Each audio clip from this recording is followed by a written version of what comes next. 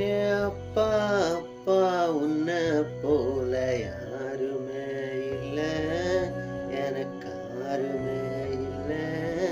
உன் கை வீரல புடிச்சு நடந்த காலம் மறக்கல, அந்த காலம் மறக்கல.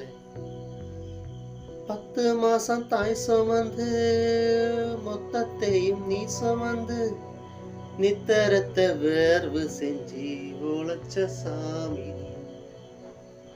துன்பங்களா நீ சுமந்து இன்பங்களை எனக்கு தந்து நம்பிக்கைய ஊட்டி என்ன வளர்த்த சாமி. ஆதரவா நீ இருந்த ஆலமரம் போல் இருந்த தாடி மீச வச்சு வந்த தாய் நீயா.